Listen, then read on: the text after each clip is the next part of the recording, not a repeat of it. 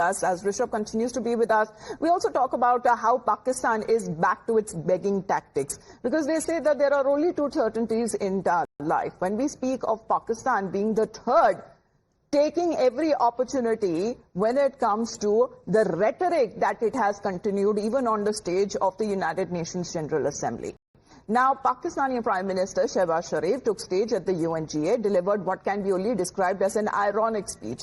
He repeatedly targeted India while heaping praises on the US President Donald Trump, even calling him as a man of peace, and then reiterating the demand for a Nobel Peace Prize. But before we get to you how he launched his attack on India from the Big Apple, here's what he had to say about the US President, who Pakistan had already nominated for the Nobel Peace Prize.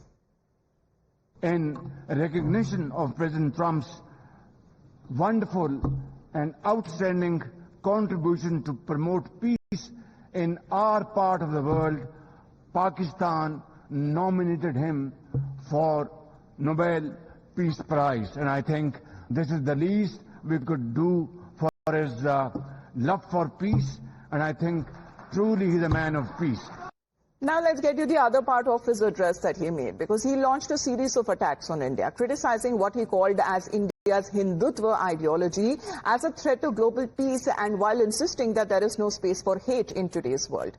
He's claimed that Pakistan is actively fighting cross-border terrorism, invoking the Indus Water Treaty, alleging violations of international law, and once again boasting that Pakistan downed several jets of India, prompting Pakistan's Zindabad chants from his UN delegation. Now, this is actually coming at a time, as far as we are awaiting when it comes to India's statement that would be delivered very soon from the same stage. But during his address, the Pakistani Prime Minister has also claimed that India sought political gains post-Pahalgam attack, keeping man on Islamabad's own funding and promotion of counter-border terrorism. So many, ironies there, Rishabh, when we speak of his statements that have been coming in, attacking India but wanting also a dialogue with India.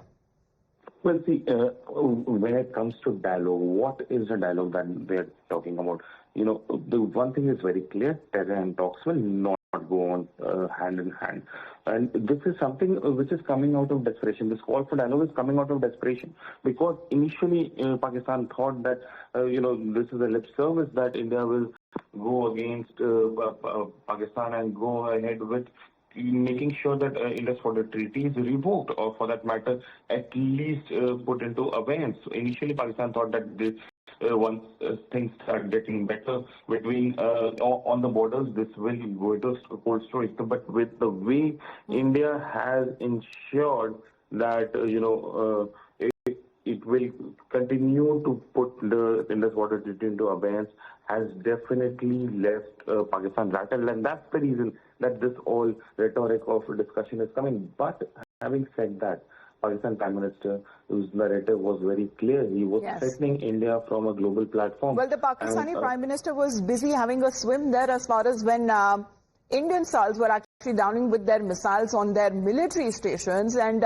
they have been decimated and devastated to such an extent that Pakistan even today seems to be struggling to repair them. Please to stay on with us, Rishabh, because as far as the speech is now concerned of the Pakistani Prime Minister, it is now coming at a time when he is preaching no space for hate. He seems to forget what his own officials have been saying as far as the Field Marshal and the Pakistani Army Chief, who seems to be accompanying the Prime Minister of Pakistan wherever he goes. He actually had openly threatened a nuclear war, claiming that if Pakistan falls, then half of the world will go down to us. If this is not a threat, then what is? And even suggested that Pakistani missiles could be unleashed on the Indus River Dam if necessary. If this is not hate, then what is? But it is not just this Field Marshal Munir.